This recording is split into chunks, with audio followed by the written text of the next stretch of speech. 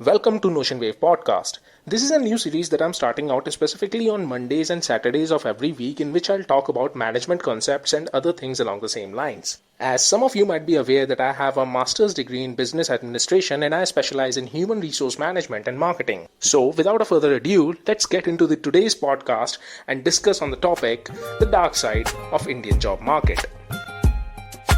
5, 4, 3, 2, 1, 0. All engine running. Liftoff. We have a liftoff. Dark side of the Indian job market from an HR's perspective. First things first, an HR's only job is not to make rangolis. An HR performs many other duties. Most of them are indeed monotonous and boring, but not unimportant. Now that this is out of the way, there is one thing that I need to shed some light on. If at any point in your life during an interview you have resorted to the statement, I am a people person, as the answer to the question, why did you choose HRM as your major, then you need to listen ahead. All those, including myself, who have claimed to believe in the forbidden line that I told you earlier, sooner or later have fallen into the trap of monotonous journey which is called an HR job profile. More about it in some future podcast. Don't get me wrong, I'm in no way bashing out on the industry or the workforce it employs. This happens to be my thoughts over something which I believe to be the unspoken truth of the current job market, with a special reference to human resource management. As a student, there are several theoretical concepts that you need to study in order to grasp somewhat of an understanding of the human resource industry.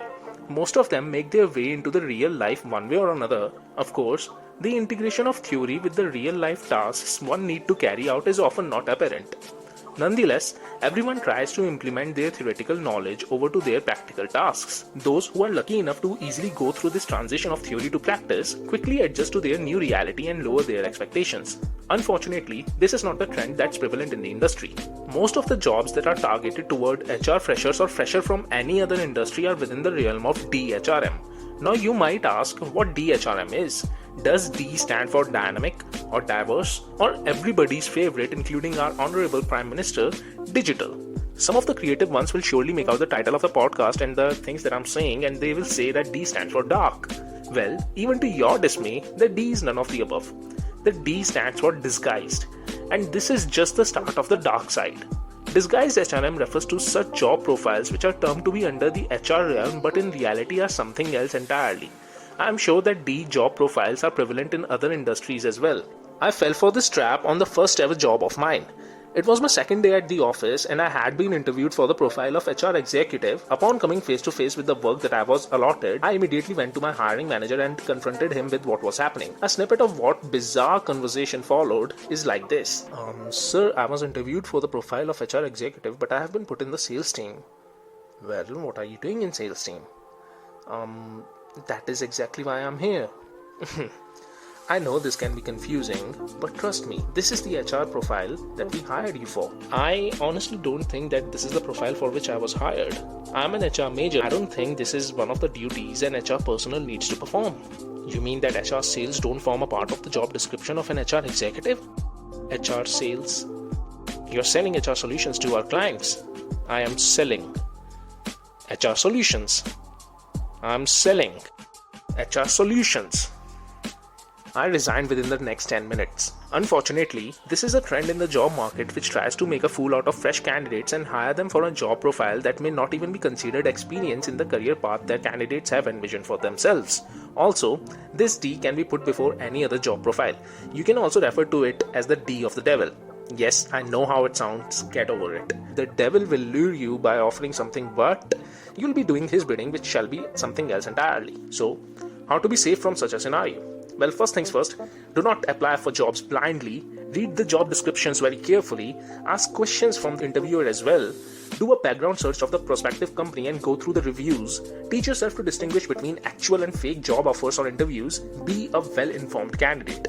Another unfortunate trend within the job market is the usage, or should I say the overusage of the term CTC. This trap of CTC is enough to catch the attention of the fresh candidates who are naive enough to actually believe in it. If I have said it once, I have said it 1,000 times. Your cost to company is not your salary. This might look so obvious to someone who has some experience, but you'll be surprised how many people actually believe their CTC to be their in-hand salary when they start working for the first time. This is something that HRs also need to stop doing in order to make offers look more lucrative. Transparency is is the key in such situations, and a new candidate should be given a genuine breakup of his/her salary so that the confusion and conflicts can be avoided later on. I have also applied for jobs where I was getting around 12 lakhs per annum without any experience whatsoever. But I did this out of sheer curiosity to talk to people on the other side and ask them questions that they don't want to answer. I'm a constant job seeker and have given so many interviews that once or twice I have found myself in a situation where the offered CTC was about 2.5 to 3 times than that of the base salary. Luckily, I haven't been a victim of this till now. So, how to be safe from such a scenario? Be aware of the fact that CTC includes fringe benefits, allowances, perks, and all those expenses which a company spends on its employees. It is not your net salary. Part-time HRs who ask you to register yourself on their shady portals for a nominal fee is another trend that plagues our current job market. Believe it or not, this is really common and I have been a victim of this fraud. I went for an interview after looking at a profile that actually looked quite legit, and upon walking inside the company, I instantly regretted it. I was asked to give them a one-time fee that was essential for me to be included in their job portal and start working as a part-time talent acquisition executive for them. I asked them about their target market and was told that I need to hire people like myself and I will be a millionaire in no time because the earning potential is that much. I just need to pay them the platform fee and I'll be solid. Thank God I was accompanied by a friend of mine and we got out safe and sound. That friend of mine started a business and stopped going for interviews after this. This might be the only thing that's actually good about this whole scenario. It ignited the flame of entrepreneurship in my friend. So, how to be safe from such a scenario? Well, I have only one advice for you in such a situation, and that is, do not go alone. One of the final things that I have experienced in my quest for an ideal job role is unsolicited job interviews. Yeah, those random messages and emails that I am sure that everybody must have received at least once, and they all go something like this. Your Amazon interview, your Microsoft interview, your Apple interview is scheduled for tomorrow, yada yada yada. Carry a copy of your CV and 2 passport-sized photographs, HR Madhu, Khushi, Anuj, Prem, Suresh, and any other generic name that you can think of. Beware of such messages, especially if you haven't applied for anything related. And how to be safe from such a scenario? Ignore such messages. Companies like Amazon, Microsoft, or Apple are not going to hire candidates through an unheard company based out at Lakshminagar, Tilaknagar, Motinagar, or anywhere else. By no means am I claiming that the Indian job market is like this from the surface to the core. These are just some extreme examples of the situations that I have often found myself dangling in. All these situations can be avoided by the candidates if they pay attention to the listings and educate themselves on the fundamental concepts. But the question is about honesty and the integrity of the individuals. Some situations that were mentioned in the end do ask for accountability. Being underpaid or doing things outside of your expertise is something that can be taken care of easily, but taking advantage of someone's innocence must be penalized. So, long story short, don't give in to the dark side by becoming a Sith. Be a well-informed and progressive job seeker and do your due diligence to stay on the light side of the force. A note for HR freshers. You guys need to stop using the above mentioned line. I forbid it. Being a people person is not why someone should choose HR as their career. As a matter of fact, most of the HR people that I know are sheer opposite of people person persona. Stop spamming your interviews with this myth. This doesn't work. Trust me. Be yourself and own it. I worked at a fantastic office by admitting it in the interview that I am a very boring person myself, and this is exactly why I chose HR as my major, because HR is also boring. So, it were two boring things that complemented each other, and this was way better of an answer as compared to that people person crap. Again, be yourself and you're gonna ace it. P.S.